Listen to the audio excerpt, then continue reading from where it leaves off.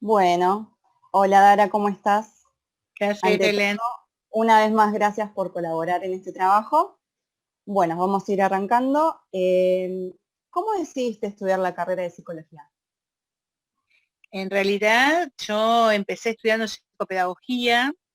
Yo estudié en la época del proceso, así que las universidades estaban cerradas, unas cuantas. Y bueno, se va haciendo camino al andar. Así que a medida que uno va empezando a hacer algunas cuestiones de la experiencia y lo que te va dando, y bueno, después hice eh, las materias para que sea la validación del título de psicología, digamos. ¿En qué Así fue. universidad o estudiaste? Salvador. Salvador, en esa época estaban, las estatales estaban todas cerradas, así que en El Salvador. ¿Y en qué marco teórico te formaste? Eh, Básicamente en el psicoanálisis, y es en lo que yo más que nada tengo en mi práctica, digamos, ¿no? Si bien después hice algunas otras escuelas como con la ilusión de encontrar algunas respuestas más rápidas, me fui metiendo en otras cosas, en la escuela sistémica, pero en realidad terminó profundizando en la cuestión del psicoanálisis. Genial. Y en cuanto a lo que es orientación vocacional y ocupacional, ¿hiciste alguna especialización? ¿Tuviste alguna formación? Lo tuve en la facultad y después tuve algunas experiencias de práctica, básicamente en consultorio y en mi consultorio privado, digamos, y muy poquitas en la parte de hospital, muy poco, pero básicamente fue al principio, después uno va como perfilándose en otras áreas, y también un poco la demanda no es tan, en privado, digamos, es muy ocasional, aparecen, digamos, pero es medio ocasional. Ok. ¿Y en el hospital tienen algún servicio de admisión? Sí, no, nosotros, bueno, pre-pandemia, obvio, ¿no? Estamos Sí, sí. hablando de sin esto. Eh, Nosotros en el servicio tenemos lo que son las admisiones grupales, las hacemos, Ujú. nosotros tenemos como básicamente experiencia en lo grupal. Eh, entonces, las admisiones de tanto de niños, si bien las características son distintas, tanto de niños, de adolescentes y adultos y de psiquiatría, son grupales. Ujú. Eso hace que nosotros incluyamos dentro de la dinámica grupal también elementos que nos sirven de diagnóstico para saber a dónde va a terminar siendo más viable la atención de ese paciente. Y cuando se presenta algún caso de este tipo con alguien que tiene la inquietud acerca de la orientación vocacional y ocupacional, ¿de qué manera lo abordan? Es muy poco lo que viene como demanda específica. Muchas más son las veces que por ahí los gabinetes de las escuelas nos piden colaboración en cuanto a esta área. Hoy por hoy las escuelas y las universidades tienen sus departamentos de orientación vocacional donde trabajan específicamente este tema, entonces es muy Ujú. poco la demanda que se hace de afuera. Por eso digo, cuando aparece una demanda es porque alguna familia no termina como de saber cómo acompañar a ese hijo en esto de estar desorientado en su orientación, digamos, valga el juego de palabras. ¿Y qué tipo de representación, qué representa el hospital para ese tipo de gente que asiste? En general, el hospital público para un montón de cosas es como la garantía absoluta de que algo pasa por ahí. Esto es así. Ujú. De hecho, cuando uno hace un informe y está con sello del hospital público, tiene mucho más aval que si es de consultorio privado. Si es un informe judicial, ni te cuento, digamos, es casi Sí. como lo fundamental. Y además realmente trabajar en un hospital público implica una cosa de mucha seriedad, es una entidad oficial. Y a veces hay gente que no se da cuenta de lo que esto significa, pero es una entidad oficial y esto representa la garantía de que a los ciudadanos se los acompaña, digamos, legalmente, honestamente, ¿no? Eso es lo que representa para esta gente, para la gente que consulta, digamos.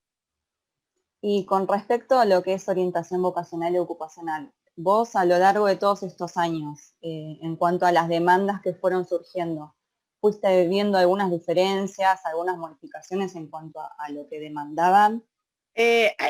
Digamos, la orientación vocacional va acompañando los movimientos históricos, digamos. Yo, después de, digamos, del ofrecimiento de ustedes, me quedé pensando mucho en esto porque hay departamentos en las universidades que trabajan este tema, pero mi punto de vista, eh, la población hoy por hoy viene, en general, viene con un bagaje de que ha probado distintas cosas, ¿no? Como que hoy las cuestiones de los padres habilitan a que un hijo pruebe distintas cosas. Cuestión de que cuando termina el secundario, en general, ya sea porque hizo 2 años de inglés y después dejó, se decidió hacer, no sé, hockey, después hizo handball, después hizo, ¿no?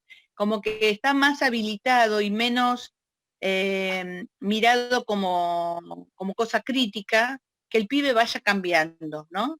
Entonces, eso hace que el adolescente llega sin culpa porque quiere cambiar algo, quiere cambiar una decisión. En otra época era como muy poco permitida la posibilidad de que cambies y así era como muchos profesionales se recibían eh, y tenían que ejercer aunque no te gustara. De hecho, hoy por hoy a veces es tanta ambigüedad en la elección, también hace que sea difícil elegirla, pero la verdad que el adolescente tiene mucho menos peso y culpa por querer modificar, cambiar e ir encontrando. Hoy está como mejor visto y más entendido que uno está buscando. En otra época eso era como muy pesado.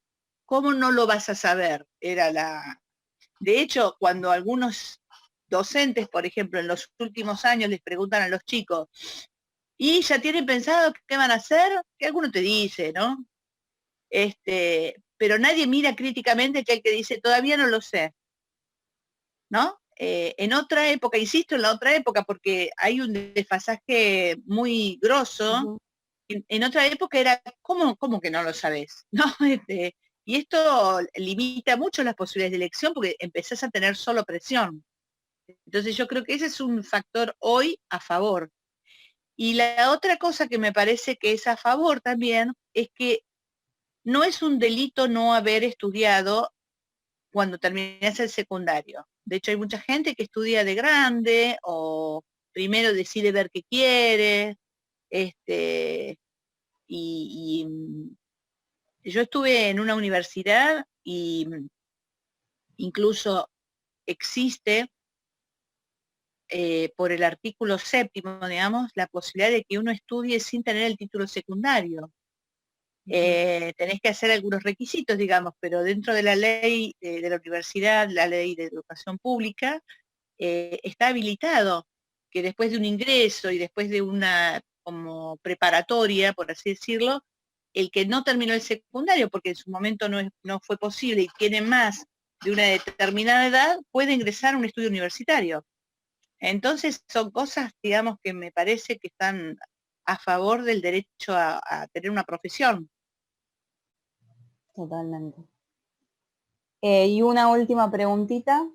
Si estuviera la posibilidad de poder crear un espacio específico en el hospital eh, que se encargue de todo lo que sea orientación vocacional y ocupacional, ¿de qué manera lo abordarían? ¿Cuáles serían las intervenciones? De hecho, yo tengo más profesionales con ganas de hacerlo que la demanda. No hay demanda en este momento, porque ya te digo, yo creo que las escuelas están dando mucha más respuesta que lo que se daba en un otro momento. Entonces, y está todo esto que dije anteriormente. Si aparece, hasta ahora si hay una demanda, es una demanda bien individual. Uno cada tanto, entonces solamente se le resuelve al paciente y listo. Si apareciera una demanda más numérica, por así decirlo, o una escuela nos lo pidiera como hacer una oferta acerca de la orientación vocacional, yo supongo que lo armaríamos más del estilo taller, donde no olvidar que la orientación vocacional está absolutamente pegada a la identidad. Entonces, a muchos pibes o pibas, digamos, les cuesta terminar de entender, porque justamente es la brecha donde se terminan de definir cosas. Es muy difícil pedirle a alguien que ya tenga definido algo en una etapa en la que justamente están en proceso absoluto, digamos, ¿no? Tal cual. Bueno, ¿Responde esto? sí, perfecto. Ah, bueno. Muchísimas gracias. No, Muchas de nada. gracias. Un beso. Chao. Chao, hasta luego. Chao, gracias.